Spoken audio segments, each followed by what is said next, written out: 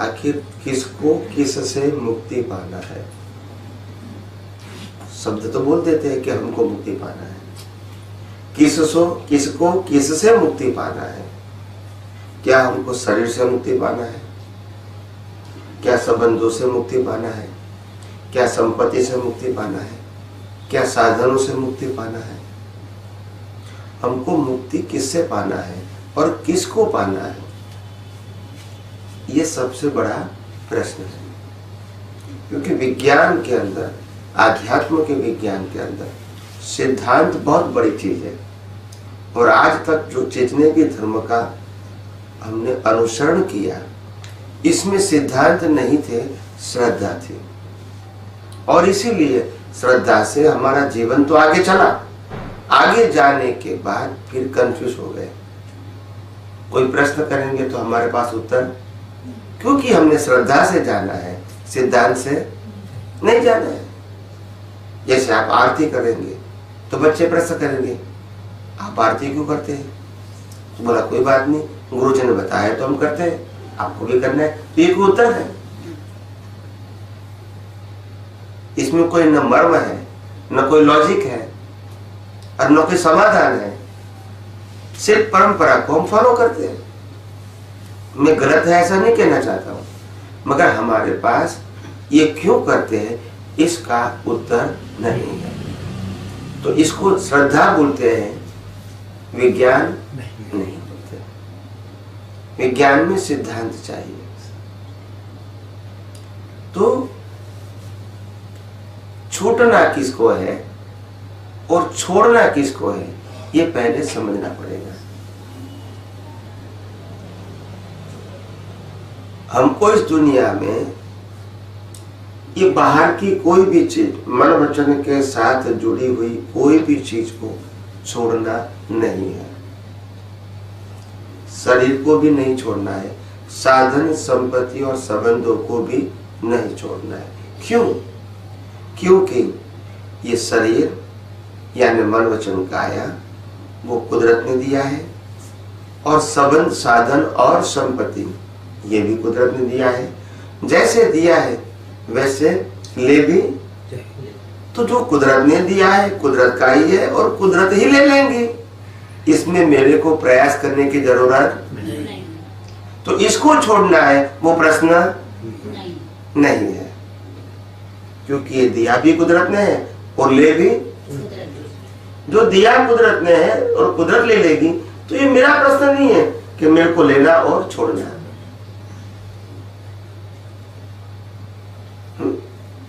हम समझते कि ये शरीर कुदरत ने कैसे दिया है, जन्म तो हमारी माता जी ने दिया है, ऐसा लोग बोलते हैं।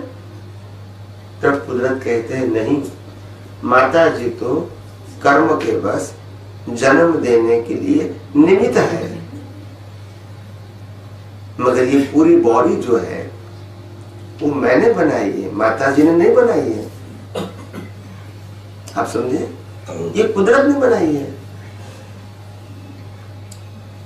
ये शरीर जो है, इनकी जो डिजाइन है, ऑर्गन्स, डिजाइन कौन बनाता है? इंसान बनाता है। अगर इंसान बनाएंगे डिजाइन, सबकी क्या होगी? सबकी अलग अलग होगी, मगर कुदरत ने बनाई है, इसलिए सबकी डिजाइन कैसी है? एक ही जैसी। यहाँ का डॉक्टर अमेरिका जाके भी काम कर सकता है, अमेरिका का डॉक्टर यहाँ भी काम कर सकता है, क्योंकि सबकी सिस्टम कैसी है? अगर इंसान बनाएंगे तो क्या होगा? अलग अलग होगा, मगर डिजाइन किसने बनाई? इसलिए सबकी क्या है? एक ही डिजाइन है। तो कुदरत ने डिजाइन बनाई है, फिर डिजाइन तो बना दिया, फिर ये बनाने के लिए, ये शरीर बनाने के लिए रॉ मटेरियल किसने दिया? पंच महाभूत, पृथ्वी, पानी, वायु, अग्नि, आकाश, वो भी किसका है? यानी शरीर की डिजाइन और शरीर दोनों किसने बनाए? अच्छा, इसको बना तो दिया, अभी इसको तो जीवित रखना पड़ेगा ना। बना तो दिया मशीनरी, जीवित रखना पड़ेगा ना। तो इसको जीवित रखने के लिए हवा, पानी, खुराक कौन देता है? वो भी कौन देता है? अगर हवा पानी खुराक नहीं मिला तो नहीं चलेगा। तो इसको बना दिया, चलाता भी, जीवित भी रखता है कुदरत। इसके बाद ये शरीर से हमको जो कर्मों की भुगतान करनी है, चाहे वो पाप के कर्म है या पुण्य के कर्म है, वो कर्मों के भुगतान के संजोग कौन बनाते हैं? क्या बनाते हैं? कल मेरा पांव टूटना है तो हम प्लान करेंगे? कल कोई पॉकेट काटने वाला है, हम प्लान करेंगे? कौन करेगा? कुदरत। और लास्ट में श्वास बंद कौन करेगा? तो जन्म से मौत तक ये शरीर न हमारा है, न हमारे से चलता है, और न ही ये शरीर की भुगतान और सब संजोग भी हम तैयार नहीं करते हैं। ये सब कुदरती रचना है। जो कुदरती रचना है, जो कुदरत ने बनाई है, जो कुदरत चलाते हैं, इसमें हम क्या कर सकते हैं? तो इसको ग्रहण करना और त्याग करना ये रोल हमारा नहीं। यानी ग्रहण त्याग की बात नहीं है। समझ में आ गया? क्या कंफ्यूजन है? तो शरीर और शरीर के साथ जुड़ी हुई चीज कुदरत देती है समय समय पे, और कुदरत समय समय पे ले लेती है। तो इसको प्राप्त करना, बदलना, छोड़ना, ये हमारा काम कुदरत ही करवाएंगे। आप समझे? तो यहाँ कोई पुरुषार्थ नहीं है, इसको त्याग करना वो हमारा काम नहीं है। तो त्याग किसका करना है? ताकि हम इतने अवतारों से जन्म मरण के चक्कर में भटक रहे हैं। तब ज्ञानी कहते हैं अज्ञान का त्याग करना है। किसका करना है? अज्ञान का। क्योंकि ये संसार कैसे खड़ा हुआ? अज्ञान। कर्म कैसे बनता है? अज्ञान। अज्ञान नहीं है तो त्याग किसका करना है? अज्ञान। और अज्ञान को ज्ञान किसने माना? हमने माना। तो अज्ञान को अज्ञान मानना है, बस सही बात है। अज्ञान को ज्ञान भी हम नहीं माना ना, तो अज्ञान को अज्ञान मानना है। मगर अज्ञान को अज्ञान मानने से पहले हमको विज्ञान चाहिए। बिना विज्ञान हम इसको अज्ञान नहीं मानेंगे। हम कहेंगे मैं शरीर नहीं हूं, तो बोला तुम शरीर नहीं हो तो फिर हो क्या? तुम्हारा अस्तित्व है कि नहीं? तो बोला हमारा अस्तित्व तो है। तो क्या अस्तित्व है? तुम कहते हो मैं शरीर नहीं हूं, मैं मन वचन काया नहीं हूं, तो आखिर क्या हो? तो उसके साथ उत्तर चाहिए कि मैं शरीर नहीं हूं, मैं मन वचन काया नहीं हूं, मगर मन वचन काया से मुक्त ऐसा। अगर ये उत्तर मिलेगा तभी मैं शरीर हूं, वो अज्ञान निकलेगा। मगर जब विज्ञान नहीं मिलेगा, विज्ञान का मतलब होता है सैद्धांतिक और सनातन सत्य, और अज्ञान का मतलब होता है मान्यता वाला और व्यवहार सत्य। क्या बताया? मान्यता वाला और आज आपकी मान्यता है, कल चेंज भी हो सकती है, मगर जो मान्यता है वो व्यवहार सत्य है, सनातन सत्य नहीं, क्योंकि परिवर्तनशील है। क्योंकि आज आप किसी के पिता है, किसी के पति है, और किसी के पुत्र है, किसी के दामाद है कि नहीं? तो ये रिलेटिव सत्य हर समय परिस्थिति के मुताबिक चेंज होता है। तो ये सनातन सत्य नहीं है। तो सनातन सत्य क्या है? मैं शुद्ध आत्मा हूं। तो अज्ञान को निकालने के लिए विज्ञान चाहिए, और अज्ञान का मतलब गलत नहीं, अज्ञान का मतलब है व्यवहार सत्य, और विज्ञान का मतलब होता है सनातन सत्य। बस इतना डिफरेंस है, दोनों में से एक भी गलत नहीं। दूसरा, तो पहला अज्ञान तो ये है मेरा सच्चिदानंद, बस। तो पहला अज्ञान तो मेरा ये है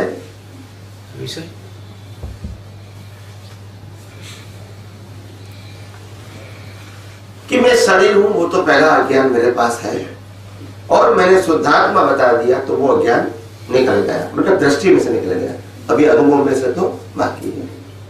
मगर दूसरा अज्ञान कौन सा है? ये शरीर को मैं चला रहा हूं, और सो जड़ शरीर जो भुगतान कर रही है वो मैं कर रहा हूं, ये दूसरा अज्ञान है। मैं चला रहा हूं और मैं भुगतान भी कर रहा हूं, ये दूसरा अज्ञान है। तो ये अज्ञान कैसे जाएगा? अगर मैं नहीं चलाता हूं, मैं भुगतान नहीं करता हूं, तो फिर इसको चलाते कौन है? कुदरत। अगर ये मनोचन काया को कुदरत चलाते हैं, तो बाकी सब व्यक्तियों के मनोचन काया कौन चलाते हैं? अगर कुदरत चलाते हैं, तो फिर राग द्वेष करने का सवाल कहाँ है? ये मेरा, ये तेरा, ये मैंने किया, ये आपने किया, व्यवहार से बोलो कोई तकलीफ नहीं है, मगर दृष्टि में ये नहीं होना चाहिए। व्यवहार सत्य बोलने के लिए है और सनातन सत्य अंदर समझने के लिए है, तो सनातन सत्य अंदर होना चाहिए, तभी ये व्यवहार सत्य का जो अज्ञान है वो निकलेगा। और कोई रास्ता न माला गिनने से अज्ञान निकलेगा, न पूजा पाठ करने से निकलेगा, न आरती करने से निकलेगा, और न कोई भगवान की भक्ति करने से मिलेगा, क्योंकि अज्ञान जो है वो निकालने के लिए विज्ञान चाहिए, कोई क्रियाकांड नहीं चाहिए। क्रियाकांड जो धार्मिक है वो तो पुण्य उपार्जन करने के लिए है, अज्ञान निकालने के लिए नहीं है। जिसको संसार अच्छा चाहिए, संसार में सुविधा चाहिए, उनके लिए धर्म को पालन करना जरूरी है। जिसको संसार से मुक्ति पाना है, जन्म मरण से चक्कर से मुक्ति पाना है, इनको अज्ञान को निकालने की जरूरत है। इनको धर्म करना या न करना दोनों सब्जेक्ट नहीं है, क्योंकि धर्म कौन करता है? आत्मा या शरीर? और शरीर कौन चलाता है? तो फिर मैं धर्म करूं या न करूं मेरा सब्जेक्ट है? नहीं है। तो जब मैं शुद्धात्मा हूं और मेरे को मोक्ष में जाना है, तो धर्म करना या नहीं करना वो मेरा सब्जेक्ट नहीं है, क्योंकि उसको मैं, और धर्म यही करता है।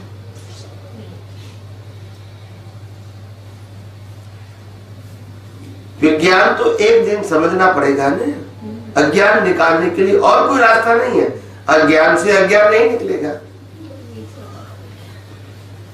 तो विज्ञान से ही अज्ञान निकलेगा। विज्ञान का मतलब होता है सनातन सत्य, अज्ञान का मतलब होता है व्यवहार सत्य। तो सबसे पहली बात है हमको अज्ञान निकालना है। अभी दूसरी बात है किसको अज्ञान निकालना है, किसका अज्ञान निकालना है वो बता दिया, मगर निकालना किसको है? प्रतिष्ठित आत्मा को अज्ञान निकालना है। ये शरीर को और आत्मा को भी नहीं निकालना। आत्मा में भी अज्ञान नहीं, ये शरीर में भी अज्ञान नहीं। शरीर तो कर्मों के भुगतान का साधन है, और आत्मा में तो अज्ञान है ही नहीं, वो तो अनंत ज्ञान वाला ही है। तो जो अज्ञान प्रतिष्ठित आत्मा में है उसी को निकालना है। तो फिर क्या होगा? अज्ञान निकल जाएगा तो क्या होगा? तो कुदरत कहते हैं प्रतिष्ठित आत्मा का अस्तित्व, यानी प्रतिष्ठित आत्मा का जन्म हुआ अज्ञान से, और उसकी मृत्यु होगी अज्ञान से। और जब प्रतिष्ठित आत्मा नहीं रहेगा और फिर शरीर और आत्मा दोनों ही रहेगा, तो अज्ञान तो है नहीं, तो नए कर्म, और जो कर्म लेके आए हैं इसके भुगतान कौन करेगा? और जब इसका अंत हो जाएगा आत्मा कहाँ जाएगा? और कोई मेहनत करने की जरूरत है? है? तो जिसको मुक्ति के मार्ग में आगे बढ़ना है, इसको अज्ञान निकालना पड़ेगा। और वो दृष्टि की बात है ये मन वचन काय की क्रिया की बात नहीं। तो ये विज्ञान, आध्यात्म विज्ञान समझने के लिए ये सब बातें समझना बहुत आवश्यक है। ये नहीं समझ में आएगा तो आगे नहीं बढ़ सकोगे।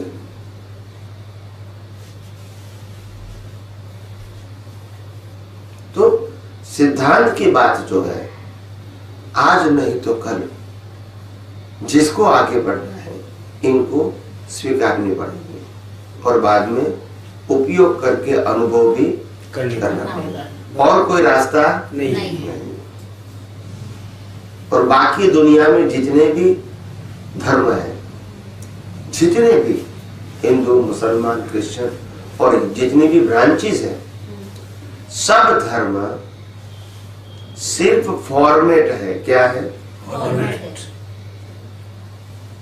फॉर्मेट से मुक्ति नहीं। पुण्य हो सकता है मगर मुक्ति नहीं होगी।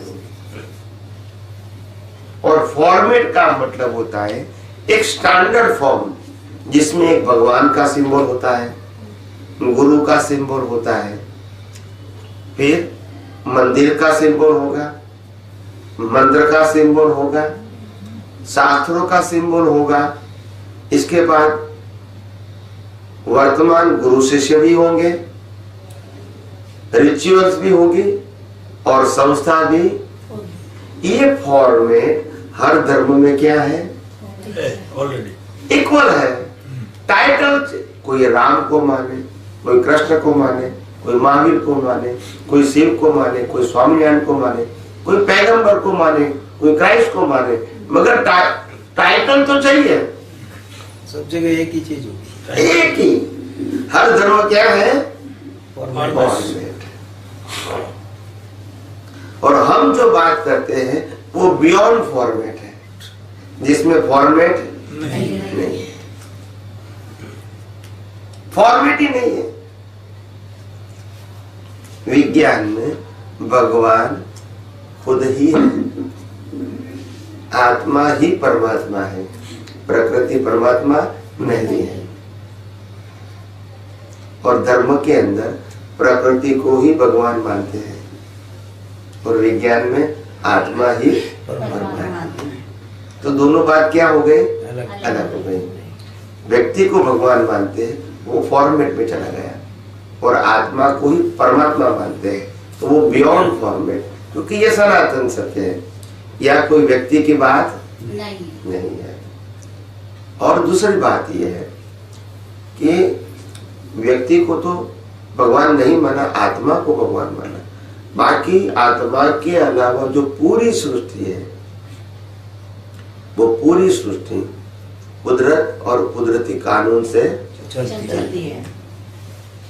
इसमें किसी के पास ये दुनिया चलाने की स्वतंत्रता नहीं है। ये सूर्य, चंद्र, स्टार्स, ग्रह, नक्षत्र, ये भरती ओट, कर्म और कर्म फल, बर्थ एंड रिबर्थ, ये पूरे प्रोसेस का, प्रक्रिया का मैनेजमेंट कौन करता है? राम अपनी मर्जी से जन्म नहीं ले सकता है, कृष्ण और महावीर भी अपनी मर्जी जन्म अपने कर्मों के मुताबिक कुदरत डिसाइड करेगी वहां इसका जन्म होगा, अपनी मर्जी से। यानी कोई भी व्यक्ति इस ब्रह्मांड का कंट्रोलर नहीं है। फिर इस पूरे प्रोसेस में व्यवस्थित, तो इसीलिए हर बात को हमको सिद्धांत के रूप में समझना पड़ेगा। अभी तक हमने जो भी धर्म को माना है, समझा है और पालन किया है, वो सिर्फ फॉर्मेट है। यस और नो? इसमें किसी को कंफ्यूजन है? नहीं। तो बात समझनी पड़ेगी। ये बात नहीं समझोगे तो आपकी प्रगति शक्य नहीं, वही गोल गोल घूमते रहोगे। तो इसीलिए हमारे जीवन के अंदर हमको अगर आगे बढ़ना है तो दुनिया में दो प्रकार का सनातन सत्य है। एक मैं कौन हूं वो भी सनातन सत्य जानो, और दुनिया कैसे चलती है वो भी सनातन सत्य के रूप में जानो, सांप्रदायिक सत्य के रूप में नहीं। सनातन सत्य का मतलब होता है कुदरत का कानून जो कभी परिवर्तन और सबके लिए माने या मगर कुदरत कानून सबके लिए क्या है। अगर कोई कहता है मैं पुनर्जन्म में विश्वास नहीं रखता हूँ तो इसका पुनर्जन्म होगा कि नहीं होगा? होगा होगा होगा बोलिए। नहीं कोई कहता है मैं कर्म के सिद्धांत को नहीं मानूंगा तो कर्म लगेगा कि नहीं? लगेगा। क्योंकि कुदरत का कानून आपकी मान्यता के मुताबिक काम नहीं वो तो आप मानो या ना मानो वो आपकी अज्ञानता है, वो तो अपने कानून के मुताबिक काम चलेगा। आप नहीं मानोगे वो तो आपका अज्ञान है, उससे उसको क्या मतलब है। मैं अगर भारत के संविधान को नहीं मानता हूँ या नहीं जानता हूँ इसका मतलब ये नहीं है कि मेरे को लागू नहीं होगा। होगा कि नहीं? मैं नहीं मानता हूँ या नहीं जानता हूँ फिर भी लागू होगा क्योंकि मैं इस देश का नागरिक हूँ। ऐसे इस दुनिया के अंदर आप पैदा हुए हैं तो कुदरत का कानून मानो या ना मानो, जानो या ना जानो, फिर भी लागू वही होगा। तो इसीलिए ये दो बात आध्यात्म के मार्ग में फंडामेंटल है। मैं कौन हूं और मेरे अलावा पूरी सृष्टि कैसे चलती है।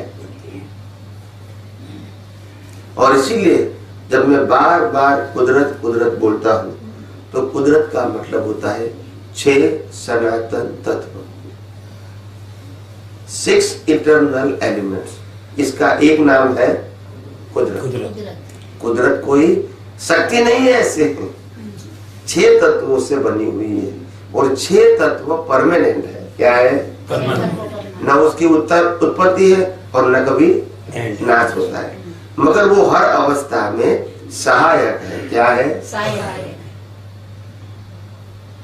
आप समझे? तो 6 तत्व का मतलब होता है एक तत्व, पहला तत्व है चेतन जिसको हम आत्मा कहते हैं।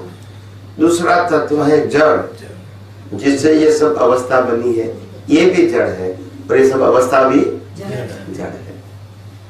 और चेतन और जड़, ये जड़ की अवस्था को सहायक बाकी के 4 तत्व है। गति सहायक, स्थिति सहायक, टाइम एंड स्पेस। ये 4 तत्व जड़ तत्व की अवस्था को सहायक है, इसके बिना वो अवस्था बन नहीं सकती। आप समझे ना? तो हर अवस्था में, हर संजोग में ये दुनिया जो चलती है वो ये तत्वों से चलती है और तत्व परमानेंट है, इसका उत्पत्ति और नाश नहीं होता है। तो ये बात धीरे धीरे करके समझना पड़ेगा। तो कुदरत की बात तो समझ लिया, फिर दुनिया चलती है कैसे? कुदरत के कानून से। दिन होता है, रात होता है, ठंडी गर्मी, बारिश होती है, युग परिवर्तन होता है। क्या होता है? आप समझे? कर्म और कर्म फल मिलता है। ये सब कुछ भर्ती और ओट भी होती है, ये सब कुछ कुदरती कानून से होता है, अपनी मर्जी से। ठंडी भी इसी टाइम पे आएगी, गर्मी भी इसी मौसम में आएगी, बारिश इसी मौसम में आएगा, भर्ती आएगी वो पूनम पे आएगी, ओट आएगी वो अमास पे आएगी। ये सब स्टैंडर्ड है। आप समझे? ये हमने नहीं बनाया है, ये कुदरती संचालन है। किसका संचालन है? ये ऐसा सनातन सत्य समझ में आएगा तब मालूम होगा कि आखिर ये दुनिया क्या है, शरीर क्या है, ये संबंध, सत्ता, संपत्ति, साधन क्या है, वो बाद में समझ में आएगा। अगर धर्म करते रहोगे, पूजा पाठ करते रहोगे और इसी को मुक्ति का कारण मानोगे तो कभी आपकी प्रगति और वही पाप और पुण्य के चक्कर में घूमते रहेंगे। तो अभी जिसको प्रश्न करना है कर सकते हैं। स्वामी जी, आपने ये 6 तत्व बताए हैं, इसमें स्पेस और प्लेस में क्या फर्क है? क्या बताए? स्पेस और प्लेस और स्पेस। प्लेस जगह और स्पेस। जैसे ये प्लेस है, हाँ। ये प्लेस स्पेस पे बिना हो सकती है?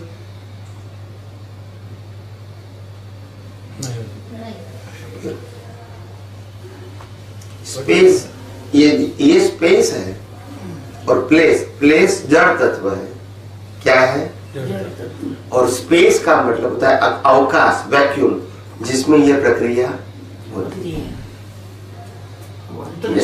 जैसे ये बॉडी बना है वो जड़ तत्व से, मगर बॉडी के अंदर अगर स्पेस नहीं होती है, हवा कैसे जाएंगी, पानी कैसे जाएगा, खुराक कैसे जाएगा, ब्लड सर्कुलेशन कैसे होगा? हो सकता है? स्पेस चाहिए कि नहीं? खाली स्थान चाहिए। तो स्पेस के अंदर ये जड़ तत्व का रोल है। ये जड़ तत्व है, प्लेस जड़ है और स्पेस वैक्यूम है, जिसमें हम कुछ भी कर सकते हैं। ये खुली जगह है तो हम कुछ भी कर सकते हैं। अगर ये घन चीज होती है तो उसमें हम कुछ नहीं कर सकते। ऐसा है, तो इसलिए उसको स्पेस बोलते हैं, प्लेस नहीं, स्पेस। इस हिसाब से तो अक्रम विज्ञान भी फॉर्मेट ही है। अक्रम विज्ञान फॉर्मेट नहीं है, अक्रम मार्ग फॉर्मेट बन गया है। पहले विज्ञान था, अभी क्या बन गया है? मार्ग बन गया। आप लगा कुछ ना कुछ। स्वामी जी, आपने भी बताया कि पूरा प्रोसेस, जैसे एक मिनट, जैसे राम ने, कृष्ण ने या तो महावीर ने, राम ने, कृष्ण ने, महावीर ने कभी भी फॉर्मेट नहीं किया, उसके बाद क्या हो गया? आप समझे? ऐसे महान पुरुष कभी फॉर्मेट नहीं देते हैं, उसके जाने के बाद क्या बन जाता है? कृष्ण तो कहते फिर बाद में विज्ञान नहीं रहता है। 24 में से एक भी तीर्थंकर ने, और राम और कृष्ण ने भी एक भी मंदिर नहीं बनाया, और उनके फॉलोअर्स मंदिर ही बनाते हैं और कहते हैं भगवान की आज्ञा है। भगवान ने तो एक बनाया नहीं है। कृष्ण ने तो ये कहा है ना कि मैं पुण्य और पाप से परे, हानि और लाभ से परे, जीवन और मरण से परे। वो तो आत्मा की बात करते हैं, आत्मा की। आत्मा ऐसा है, तो ये बात समझनी पड़ेगी हमको। हाँ स्वामी जी, अभी आपने बोला कि ये पूरा प्रोसेस कुदरत का है, जो आपने बताया, जो भी मिल रहा है, जो हो रहा है सब, इसमें फिर व्यवस्थित शक्ति का काम करेगी। कुदरत वही व्यवस्थित शक्ति है, वो एक ही है। उन्होंने टाइटल चेंज किया है, बात तो एक ही है। उसको और तीसरा नाम भी दोगे तो क्या मतलब? एक ही बात है। टाइटल चेंज होने से क्या मतलब है? आम लोगों को किस तरह आसानी से समझ में आए, यही मेरा मकसद है। आप समझे? मैं लोगों को कहूँगा ये कुदरत है, कुदरती कानून चलता है, ये कुदरती रचना है, तो लोगों को समझने में आसान हो जाएगा। मैं व्यवस्थित शक्ति कहूँगा तो लोग प्रश्न करेंगे व्यवस्थित शक्ति क्या है, फिर मेरे को कुदरती बताना पड़ेगा। सरल प्रोसेस में चलते हैं। यही बात अच्छी है, आम लोगों को आसानी से समझ में आए, यही तो बड़ी बात है। बहुत अच्छी। फिर टेढ़ा मेढ़ा शब्द लगा दूंगा, फिर आप शब्दों के अर्थ में घूमते रहोगे, क्या फायदा? मैं अगर व्यवस्थित कहूंगा तो लोग कहेंगे व्यवस्थित क्या है, किसने बनाया है, कौन चलाता है, इसका फॉर्मेट क्या है, तो फिर लंबा हो जाएगा, आधा पौना घंटा उसमें निकल जाएगा। तो कुदरत शब्द इतना आसान है, लोग जल्दी उसको समझ पाते हैं। और फिर बाद में मैं डेफिनेट देता हूँ कि कुदरत का मतलब होता है 6 तत्व। आप समझे? तो लोगों को समझना और भी आसान हो जाता है। तो यहाँ कोई स्टीरियोटाइप आंसर नहीं है कि जिसमें आपको श्रद्धा रखनी है, ये सिर्फ सिद्धांत है। क्या है? और कोई कहता है मेरे को नहीं मानना है, तो भी कुदरत कहती है आप मानो या न मानो, यही कानून और यही तत्व लागू होंगे। नहीं मानोगे तो इसमें कोई परिवर्तन नहीं है। और इसमें आपका धर्म क्या है, गुरु क्या है, भगवान क्या है, क्रियाकांड क्या है, वो बीच में नहीं आएगा। कुदरत सब तो दादा भगवान ने भी दिया है ना। दिया है, मैंने क्या कहा नहीं दिया, अवस्था मात्र कुदरती रचना है। मगर उसमें क्या हुआ कि कुदरत शब्द का प्रयोग तो उन्होंने एग्जैक्टली किया है, उसमें कोई दो राय नहीं है। मगर जिस प्रकार से मन वचन का है कि अवस्था मात्र कुदरती रचना है, इसको जिस प्रकार से एलाइज करना चाहिए वो नहीं हुआ, क्योंकि लोग इस विज्ञान को समझने में इच्छुक ही नहीं थे। तो बाद में उन्होंने खुद ने ही ये सत साधन दिया, वो भी क्रिया से करके उसको पुरुषार्थ बताया। जैसे धर्म में भी क्रिया को पुरुषार्थ बताते, यहाँ भी क्रिया को पुरुषार्थ बता दिया, तो विज्ञान क्या हो गया, साइड। तो फिर बाद में वो क्या बन गया, फॉर्मेट। समझ में आया कि नहीं? बस अगर मैं भी कल रिचुअल्स की बात करूंगा, भगवान की बात करूंगा, गुरु की बात करूंगा, क्रियाकांड की बात करूंगा, तो फिर क्या बन जाएगा,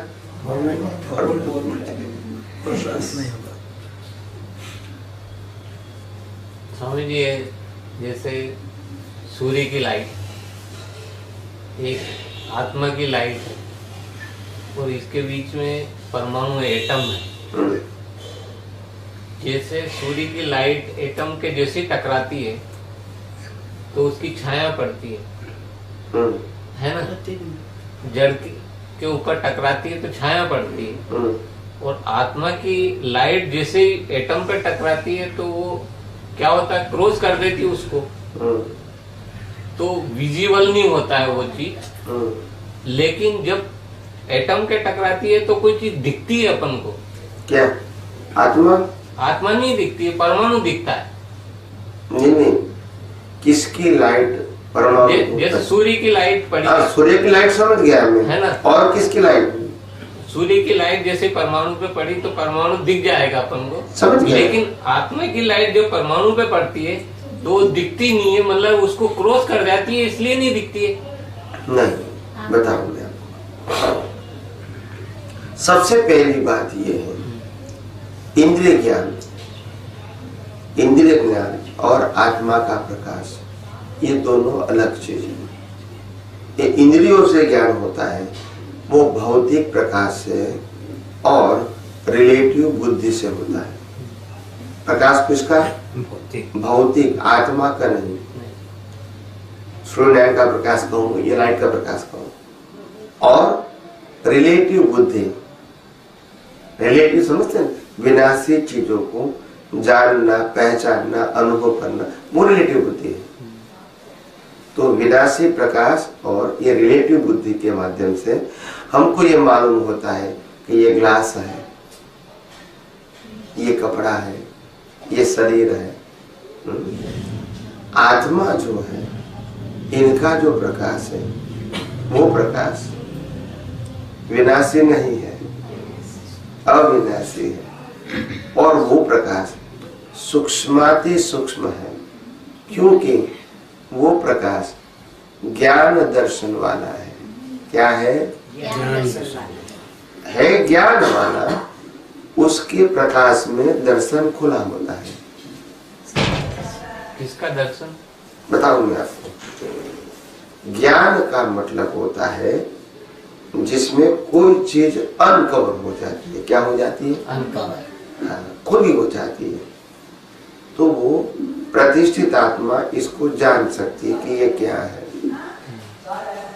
अनकवर होती है कोई भी चीज, ये स्थूल नहीं, सूक्ष्माति सूक्ष्म चीज भी खुली हो जाती है। जैसे एग्जाम्पल दो कि भाई ये पेड़ है और पेड़ के ये पत्ता है, और पत्ता की क्वालिटी क्या है, क्या हम इंसान के रूप में उसका बेनिफिट ले सकते हैं, वो भी ज्ञान खुला हो जाता है।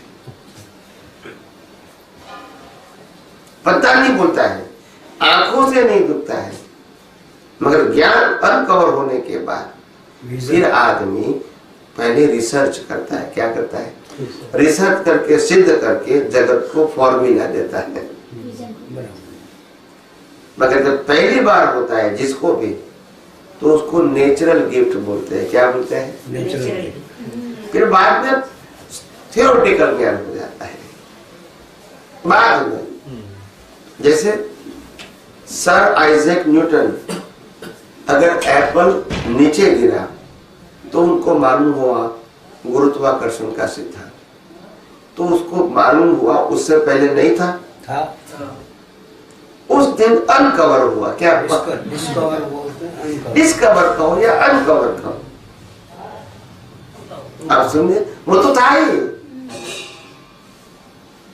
तो आत्मा के प्रकाश में वो अनकवर हुआ। मगर अभी जो स्थूल जाना एप्पल के माध्यम से, वो बुद्धि है। क्या है?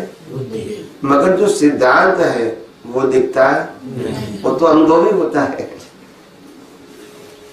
वो दिखता नहीं। आप समझे ना? तो हर चीज को अनकवर करना ये आत्मा की शाश्वत शक्ति है। क्या है? इसको ज्ञान कहते हैं। इससे खुला होता है वो दर्शन है। जैसे ये मोबाइल है, ये देखा आत्मा के प्रकाश में, ज्ञान खुला हुआ है, ये मोबाइल है। अभी ये मोबाइल जो है ये सिर्फ ज्ञान खुला हुआ टाइटल के रूप में। मोबाइल की हर अवस्था वो कुदरती रचना है। रॉ मटेरियल से लेके उत्पत्ति से लेके अंत तक हर अवस्था क्या है? कुदरती रचना। तो वो दर्शन हो गया।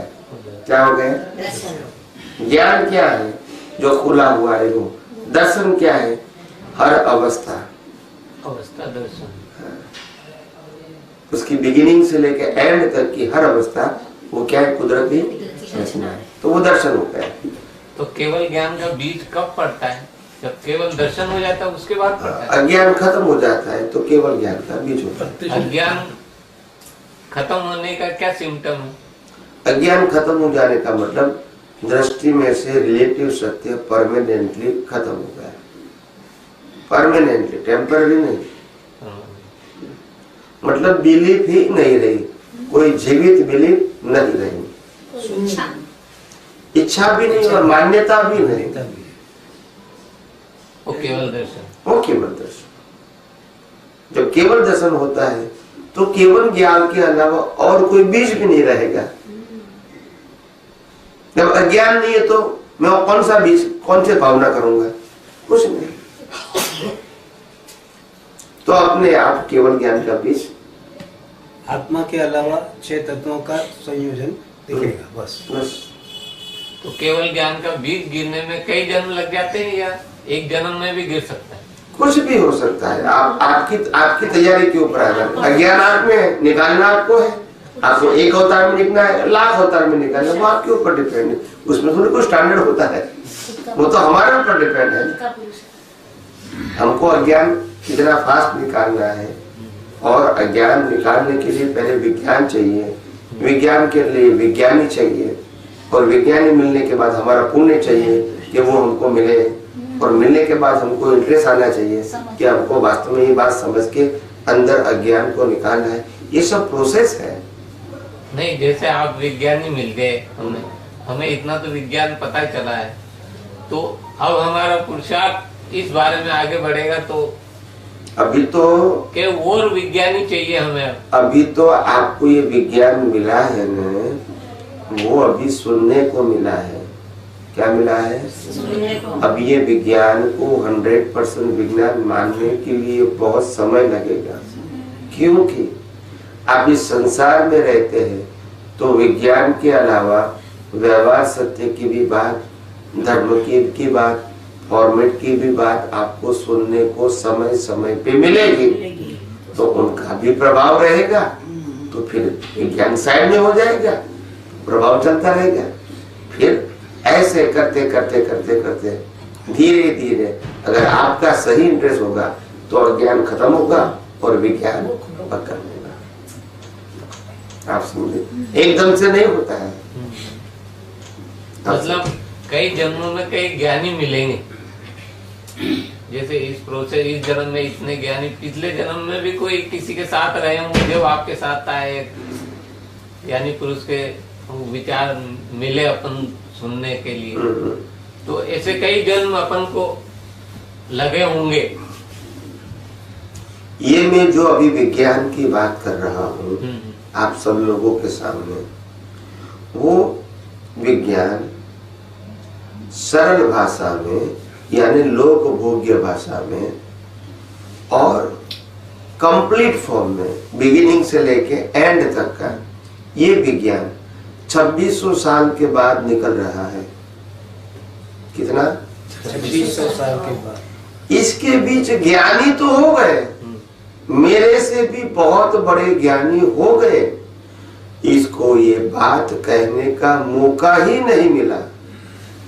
क्वेश्चन ही नहीं किया किसी ने उसको। क्योंकि जो सुनने वाले थे इसको विज्ञान में इंटरेस्ट ही नहीं था। तो मैं कैसे बताऊंगा? बड़े बड़े ज्ञानी हो गए, ऐसा नहीं कि ज्ञानी नहीं हुआ। सुनने वाले जो होते हैं वो नहीं मिले उसको, और जो मिले इनको सिर्फ धार्मिक बातों में ही इंटरेस्ट था। कैसे पाप बनेगा, कैसे पुण्य बनेगा, इसी में ही इंटरेस्ट है। विज्ञान समझने में इंटरेस्ट नहीं।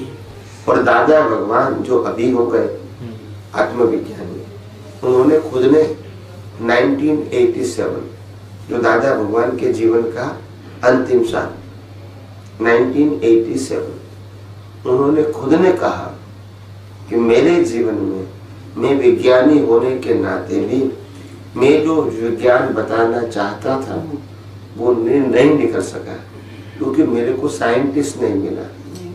और इसीलिए उन्होंने लास्ट ईयर में कहा कि मेरे बाल की टोच जितना भी साइंस बाहर नहीं निकला। उन्होंने खुद ने कहा, सही है। किताब में भी है। हाँ है। आप समझे, इसीलिए वो साइंटिस्ट थे या नहीं वो प्रश्न नहीं है, मगर नहीं निकला तो लोगों को लाभ भी नहीं मिला और आगे भी नहीं मिलेगा। निकला ही नहीं तो फिर। और इसीलिए मैं कहता हूं कि कुदरत ने मेरे को मौका दिया है। मेरे पास अनुभव का विज्ञान तो है, मगर विज्ञान को बताने का मौका भी कुदरत ने दिया है। हो सकती है मेरी कोई भावना होगी ऐसे, बिना भावना तो संजोग नहीं। तो कुदरत ने मौका दिया। शुरू से मेरा भी जब साइंस ली ना, तो साइंस ने ज्यादा इफेक्ट डाला जीवन पे भी। तो ज्यादा धार्मिक क्रियाओं में ज्यादा इतना कोई रुचि कम ही रही, लेकिन परिवार के उसमें रहते हैं तो उसमें करते ही हैं, तो सब कुछ किया थोड़ा बहुत। तो लेकिन जब से विज्ञान शब्द आया ना कि धर्म में विज्ञान, तो फिर मेरे भी अंदर से इच्छा हुई। तो फिर हम तो इसको कैसे माने कि हमको अगले जन्म में या 2-3 जन्म में मौत की प्राप्ति हो जाएगी या थप्पा लग जाएगा, ऐसा तो फिर हम तो अज्ञान में रह गए। अपना खुद के पुरुषार्थ से ही हम आगे बढ़ सकते हैं। कोई व्यक्ति के आशीर्वाद से आगे बढ़ेंगे ये तो सही नहीं। मुक्ति का मार्ग वो विज्ञान है, और विज्ञान में आपको 100% अज्ञानता आपको खुद को निकालनी पड़ेगी। मुक्ति का मार्ग वो स्व पुरुषार्थ का मार्ग, वो आधारित मार्ग नहीं। धर्म का मार्ग, श्रद्धा का मार्ग वो आधारित है। इसको कृपा भी जरूरी है, आशीर्वाद भी जरूरत है, और क्या कहते हैं कि उसको हमको खुश भी करना पड़ेगा। गुरु कहो जो भी कहो, विज्ञान में ऐसा समझना है और दृष्टि से उपयोग करके अनुभव करना है, और कोई रास्ता नहीं। तो ये कृपा से जैसे ज्ञान मिला है तो उसको क्या माने? वो तो पुण्य की बात है, उसमें उसमें हम मना कैसे करेंगे? ज्ञान मिलना एक अलग बात होती है, नहीं नहीं, लेकिन वो और ज्ञान को विज्ञान के रूप में समझना वो अलग बात है। आपकी बात से ये मैं सहमत हूँ कि भाई ये कृपा से मिला है, बस ये बात सत्य सही है, आपका कहना कथन सत्य है। लेकिन कहते हैं ना कि ये बीज डाल दिए तो वो व्यवहार में तो लोग व्यवहार में तो यही कहते हैं कि मैंने आपको समझ दिया दृष्टि दिया, जो बीज डाला, आप समझो। मगर वास्तव में ये सिर्फ दृष्टि दिया है। क्या दिया है? दृष्टि, सम्यक दृष्टि। हमारे लिए कोई बीज नहीं डाल सकते, हमको दृष्टि दे सकते हैं, और दृष्टि के बाद पुरुषार्थ करके बीज हमको खुद को डालना पड़ेगा, क्योंकि फल हमको मिलेगा। कोई बीज डालेंगे और फल हमको मिलेगा। नहीं, बीज तो दृष्टि दे सकते हैं, और दृष्टि के माध्यम से पुरुषार्थ करके जैसा बीज डालोगे ऐसा फल। तो दृष्टि दे सकते हैं, क्या दे सकते हैं? पुरुषार्थ तो हमको ही करना पड़ेगा। सत्य। उसमें कृपा आशीर्वाद काम में नहीं आता है। कृपा आशीर्वाद क्या काम में लगता है? सिर्फ मॉरल सपोर्ट। क्या बोलते हैं? Moral support. कहीं आपको कर्मों के बस एकदम प्रेशर हो जाता है, डिप्रेशन आ जाता है, तो ज्ञानी कहते हैं घबराने की जरूरत नहीं, हम आपके साथ बैठे हैं, आगे बढ़ो। कोई व्यक्ति दुनिया में स्वतंत्र नहीं है, किसी से डरने की जरूरत नहीं है, और बिना कर्म भुगतान भी नहीं होगी। इसीलिए आज खराब होगा तो कल खराब होगा, फिर परसों खराब होगा, ऐसा सोचने की जरूरत नहीं है। तो इसको कहते हैं मॉरल सपोर्ट। कोई चमत्कार नहीं, कोई शक्तिपात नहीं है। हाँ, तो सही दृष्टि होना चाहिए। तो ज्ञानी पुरुष फिर आपको अगर ऐसे संजोग आते हैं तो वो आपको एनकरेज करते हैं, मॉरल सपोर्ट देते हैं, ताकि आप अस्थिर हो गए, फिर आप स्टेबल हो गए, फिर आगे बढ़ते हैं, और कुछ नहीं। और कोई कृपा नहीं होती है। कृपा शब्द जो है वो आपको समर्थ बनाने में, अनुभव करवाने में सहायक होनी चाहिए। कृपा शब्द अगर हमको हैंडीकैप बनाते हैं तो वो कृपा शब्द सही नहीं है। हमको डिपेंडेंट नहीं बनना है, हम स्वतंत्र है, समर्थ है, और वही स्वतंत्रता और वही सामर्थ्य का अनुभव करने के लिए आपका सपोर्ट चाहिए। मगर आप कहोगे आपको हैंडीकैप होना है, मेरे कहे बिना कुछ नहीं कर सकते, ऐसी कृपा नहीं चाहिए। मैं समर्थ हूँ और स्वतंत्र हूँ, इसका अनुभव करने में सहायक बनते तो अच्छी बात है। मगर आप कहोगे कि मेरी कृपा के बिना कुछ नहीं होगा, तो ऐसी कृपा नहीं चाहिए।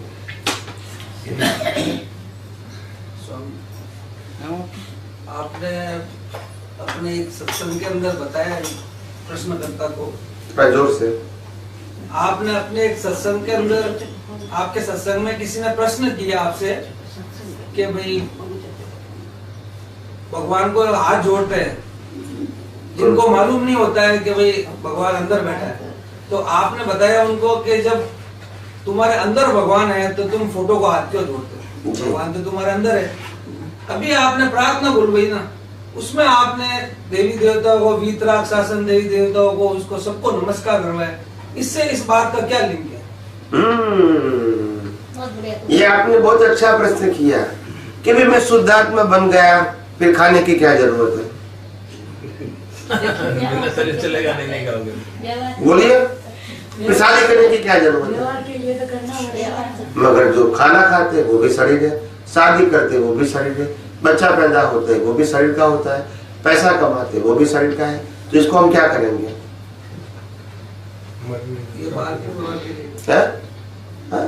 तो ये सब क्या है? विधि विधि वो क्या है? व्यवहार है। व्यवहार का मतलब होता है पुरुषार्थ नहीं है, उदय कर्म। क्या बोलते हैं? हम खाना खाते हैं और जो कुछ भी करते हैं वो हमारा क्या है? यानी कुदरती, ये हमारा पुरुषार्थ, ये हमारा उदय है। और पुरुषार्थ क्या है, मैं कौन हूं और दुनिया कैसे चलती है। ये दो दृष्टि ही पुरुषार्थ है। क्या है, ये दो दृष्टि। बस बाकी उदय करना है। विनाशी और अविनाशी की पहचान। बाकी ये सब व्यवहार है, व्यवहार धर्म। कौन सा, खाना पीना सोना, मंत्र बोलना, भगवान को वंदन करना, पूजा पाठ करना, ये क्या है, व्यवहार लौकिक व्यवहार जो लेकर आए हैं। क्या है, लेकर मगर लौकिक व्यवहार को पुरुषार्थ मानना, इसका नाम है रिलेटिव सत्य या तो अज्ञान। अज्ञान। लोग ये और लौकिक सत्य को लौकिक सत्य मानना, कुदरती रचना मानना, उसका नाम है विज्ञान। बस तो स्वामी जी, इसमें गलत सही की बात। नहीं जब कुदरती रचना का मतलब क्या है, कंपलसरी, आपके पास चॉइस नहीं नहीं स्वामी जी, आप जो जवाब देते हैं किसी भी सवाल का, वो आपने बताया कि मेरे को विजन में, दर्शन में दिखता है, वो जवाब निकलता है। तो ये भी कुदरती रचना है?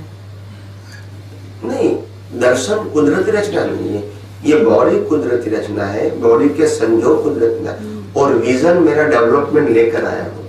हाँ, वही लिख। और इससे और भी आगे बढ़ूंगा, तो ये विजन लेके आया हूँ। ये कुदरती रचना नहीं है। कुदरती रचना मेरे को देखती है मेरे विजन में।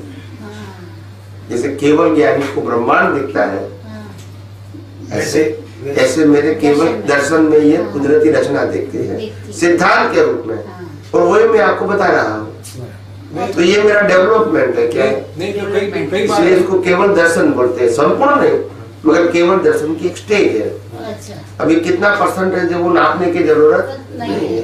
वो किसी के साथ कंपटीशन और कंपैरिजन नहीं है, तो नहीं बोलता हूँ मैं। ये जो प्रोसेस है, इसका लिंक सीधा आत्मा से है, सीधा आत्मा से, कुदरत से नहीं है। नहीं। पर ये एक चीज देखिए, कई सालों से आपके प्रवचन सुन रहा हूँ, जरा जोर से। कई सालों से आपके प्रवचन सुन रहा हूँ, पर उसके अंदर जो पहले निकलता था आपकी वाणी के अंदर और आज में बहुत ज्यादा परिवर्तन है और ज्यादा डेवलपमेंट है विज्ञान वो में। तो ऐसा होता है। ये मैंने क्या कहता हूँ आप समझो, मैं ऐसा नहीं कहता हूँ कि मेरा डेवलपमेंट बढ़ा है। जिस प्रकार से मैं दृष्टि लेके आया हूँ, संजोग लेके आया हूँ, उसी प्रकार से ये निकलता है। मैं अपनी मर्जी से नहीं बोल सकता। दृष्टि मेरे पास है, विजन मेरे पास है, मगर संजोग तो कुदरती रचना। आज जो निकला वो मेरी मर्जी से नहीं निकला, 10 साल पहले निकला था, वो मेरी मर्जी नहीं थी, मेरा हिसाब था। क्या था, मर्जी नहीं, मगर मेरा जो दर्शन है वो तो लेके आया हूँ, मगर निकलता है समय समय पे। जैसे एक व्यक्ति डॉक्टर बनती है तो 5 साल की उम्र में तो वो फर्स्ट स्टैंडर्ड में पढ़ता है, फिर सेकंड स्टैंडर्ड में पढ़ता है, फिर थर्ड स्टैंडर्ड में, ऐसे करते एक दिन डॉक्टर बन जाता है। तो क्या हर साल उसको नया नया ज्ञान मिलता है? नहीं, ज्ञान तो लेके आए, हर साल नया नया ज्ञान ओपन होता है, क्योंकि उनकी गोल के मुताबिक। वो कुदरती रचना है, ये पढ़ना वगैरह कुदरती रचना है, मगर वो गोल लेके आया तो वो कुदरती रचना के मुताबिक खुला होता है। ये नया ज्ञान किताबों में से नहीं मिलता है। किताब जो अंदर बीज है, इसको ओपन करने में टीचर और प्रोफेसर ज्ञान, अंदर जो बीज ज्ञान है, इसको ओपन करने में सहायक है। अगर मैं खुद डॉक्टर बनना चाहता हूँ, बन सकता हूँ, तो फिर कर्म और कर्म फल का कोई इम्पोर्टेंट ही नहीं रहेगा। मगर मेरे अंदर बीज है डॉक्टर बनने का, इसीलिए डॉक्टर और टीचर और प्रोफेसर मेरे को वही ज्ञान ओपन करने में क्या है, मगर मेरे अंदर बीज नहीं है। तो दुनिया का गोल्ड मेडलिस्ट लाल जो टीचर और प्रोफेसर, तो अभी मैं डॉक्टर नहीं बन सकता, क्योंकि प्रोफेसर और टीचर वो क्रिएटर नहीं है, वो ओपनर है, और हम समझते हैं क्रिएटर। तो ये साइंस है, क्रिएटर है वो व्यवहार सत्य है, और ओपनर है वो सनातन सत्य है। तो ये साइंस का, विज्ञान का बीज तो आप लेकर का है। हाँ, तभी तो खुलता है, ये टाइम टू टाइम ओपन हो रहा है। ओपन हो रहा तो है। इसमें कुछ मतलब जैसे प्रश्न पूछने वाले वो भी निमित्त है। 100% बिना निमित्त तो कैसे निकलेगा? दादा भगवान के पास भी था, बिना निमित्त कैसे निकलेगा? मैंने वही तो कहता हूँ कि कुदरत ने मेरे को संजोग दिया, वही तो मैंने बताया। कुदरत में संजोग। मैं अपनी मर्जी से कुछ भी नहीं बोल सकता हूँ, होता है फिर भी। सही है। महावीर भगवान भी कुछ नहीं बोल सकते। समोसन बनाएंगे, देवी देवता लोग आएंगे, भगवान को प्रश्न करेंगे तो भगवान उत्तर देंगे। हाँ, समझ आई। ऐसा कैसा बोलेंगे? ऐसा है, दो बात है, शाश्वत और सनातन धर्म। शाश्वत और सनातन धर्म। शाश्वत में जी रहे हैं, सनातन में जाना है, सनातन का ध्यान रखना है, सनातन की तरफ बढ़ना है। हमारे जीवन में हमें 14 घंटे मिलते हैं, 24 घंटे में से 14 घंटे में मिलते हैं, बाकी नींद में चले जाते हैं। उसमें 8 घंटे हम व्यावहारिक कार्य में या जो भी हमारा कर्मों का भुगतान है उसमें हम निकाल देते हैं। मैं उदाहरण मेरा देता हूँ, मुझे 6 से 8 घंटे बिल्कुल शून्य अवस्था में मिलते हैं। तो उस शून्य अवस्था को मैं उस शून्य अवस्था में कैसे पुरुषार्थ किया जाए या क्या क्रिया की जाए जिससे हम आने वाले समय में केवल ज्ञान या केवल मार्ग की तरफ अग्रसर हो सकें। उस 6 घंटे का सदुपयोग कैसे करें? देखो, विज्ञान की दृष्टि का उपयोग करने के लिए कुदरत ने हमको 24 आवर्स दिया है। क्या बताया? 24 आवर्स दिया। और व्यवहार दृष्टि का उपयोग करने के लिए भी 24 आवर्स दिया है। सिर्फ एक्शन, स्पीच और थॉट, जो मन वचन काया बोलते हैं, जो प्री डिसाइडेड है, वो हमारे हाथ में नहीं है, वो कुदरती रचना है।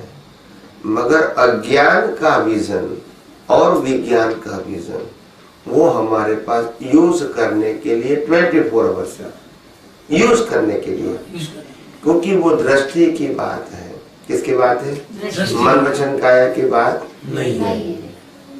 24 घंटा हम अज्ञान का उपयोग कर सकते हैं, ऐसे 24 घंटा हम विज्ञान का भी उपयोग कर सकते हैं। लोग कहेंगे कि भी इतना समय तो खाने में जाता है, काम करने में जाता है, सोने में जाता है। तब ज्ञानी कहते हैं आप खाना खाते हैं, काम करते हैं, सो जाते हैं, फिर भी आप 24 घंटे अज्ञान दृष्टि से ही खाते हैं, पीते हैं, जागते हैं और सोते हैं। तो 24 घंटा आप अज्ञान दृष्टि रह सकते हैं, तो विज्ञान दृष्टि क्यों नहीं रह सकते? बात तो दृष्टि की है, बिल्कुल क्रिया की नहीं। अगर मैं कहूंगा कि मैं 24 घंटा मैं कमलेश हूँ, ये जागा वो भी कमलेश, सो गया वो भी कमलेश, खाना खाता है वो भी कमलेश, किसी के साथ व्यवहार करता है वो भी कमलेश, घर से बाहर निकला वो भी कमलेश, घर में आया वो भी कमलेश, 24 घंटा रहे, सो गया जागा वो भी कमलेश है। वो विजन से ही मैं सो गया, वो विजन से ही मैं जागा, तो 24 घंटा हो गया। तो यही विजन में सनातन सत्य के रूप में मैं शुद्धात्मा हूँ, मैं शुद्धात्मा हूँ। ये सोता है तो मैं सोने वाले से मुक्त शुद्धात्मा हूँ, ये जागा तो जागने वाले से मुक्त शुद्धात्मा हूँ, ये क्रिया किया तो क्रिया करने वाले से मुक्त शुद्धात्मा हूँ, ये खाना खाते हैं खाना खाने वाले से मुक्त शुद्धात्मा हूँ। क्यों नहीं रह सकता है? शायद मैं प्रश्न को अच्छी तरह से प्रस्तुत नहीं कर सका। मेरा मतलब ये था जो 6 घंटे जो हम सनातन धर्म में ही रहते हैं, शुद्ध आत्मा में ही रहते हैं, फिर भी जो 6 घंटे का समय फ्री रहता है, बिल्कुल कोई काम नहीं है, उस वक्त क्या क्रिया करें या क्या प्रार्थना करें या क्या करें जिसमें हम उस मार्ग में आगे बढ़ सकें? सनातन धर्म रहते हैं। अगर आपके पास फ्री टाइम ज्यादा होता है, जितना भी होता है, उसमें आप 6 तत्वों से कैसे दुनिया चलती है, अवस्थाएं होती है, वो देखने का अभ्यास करोगे तो प्रैक्टिकल लाइफ में आपको हेल्प होगा। क्योंकि दुनिया चलती है 6 तत्वों से। कोई एक आध एग्जांपल दीजिए। जैसे हम सब यहाँ बैठे हैं और बैठे हैं तो हमको 6 तत्व देखना है, क्योंकि 6 तत्व वही कुदरती रचना है। तो 6 तत्व कैसे है? जैसे आत्मा है, चेतन तत्व है, जड़ तत्व, ये भी जड़ तत्व है। 5 इंद्रियों से अनुभव में आता है, वो सब जड़ तत्व है। तो चेतन भी है, जड़ भी है। फिर गति सहायक है, मूवमेंट, फिर स्थिति सहायक है, स्थिरता, फिर समय तत्व समय है कि नहीं भी? क्या समय? स्पेस है कि नहीं? तो छह तत्वों के माध्यम से ही हर अवस्था होती है, बिना 6 तत्व अवस्था नहीं होती है। मगर हम 6 तत्वों से अवस्था बनी हुई है, वो 6 तत्वों की दृष्टि से देखते हैं नहीं है। और नहीं देखते, इसीलिए वो कुदरती रचना के रूप में समझ में नहीं आता है। तो अगर आपके पास फ्री समय है तो हर अवस्था जो सामने होती है इसको 6 तत्व के रूप में देखने का प्रयास करो, दृष्टि से। यहाँ कुछ बोलने का या फिजिकल क्रिया करने की बात नहीं, क्रिया करने की नहीं है, चिंतन उस पर बात। ठीक। जैसे एग्जाम्पल, जैसे वाइफ ने गुस्सा कर दिया, अभी हमको ये अवस्था तो हो गई, अभी शांति से बैठे, मगर 6 तत्वों से देखनी है कि भाई वाइफ कौन है, वो रिलेटिव सत्य है, क्या है, इसके अंदर जो आत्मा है वो रियल सत्य है। तो वाइफ आत्मा वो रियल सत्य है और वाइफ है वो रिलेटिव सत्य है। और रिलेटिव सत्य की हर अवस्था किसके कंट्रोल में है? तो उन्होंने जो कुछ बोला, जड़ तत्व, गति सहायक, स्थिति सहायक, टाइम एंड स्पेस, उससे बनी। तो वो ये पूरे पैकेज को बोलते हैं कुदरती रचना। तो अगर कुदरती रचना से उनके जबान से ये भाषा निकल गई तो वो उदय कर्म है, और उदय कर्म के लिए वो स्वतंत्र भी नहीं है। तो इसके लिए वो गुनहगार भी नहीं है। तो राजद्वेष करने की आवश्यकता नहीं। बस।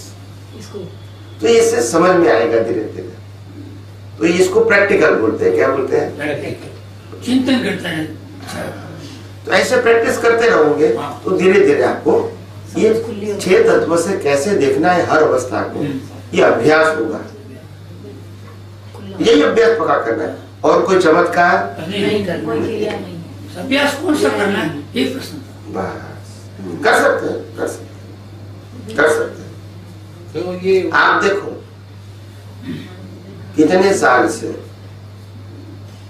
आप जैसे बहुत सारे लोग देश में या विदेश में मेरे को प्रश्न करते हैं। अभी तो सब वीडियो भी आता है, वीडियो में भी आप मेरे को देख सकते हैं कि लोग प्रश्न करते हैं, मैं तुरंत उत्तर देता हूँ। तो आपको इतना तो मालूम होता है कि ये व्यक्ति को प्रश्न करने वाले हजारों लोग हैं और अलग अलग प्रकार के टेढ़े टेढ़े उल्टे सुलटे प्रश्न करते हैं, बराबर है। मगर मेरा उत्तर ऑन द स्पॉट बिना सोचे निकलता है कि आपका प्रश्न है, फिर मैं सोचूंगा, फिर उत्तर दूंगा, ऐसा नहीं, ऑन द स्पॉट होता है।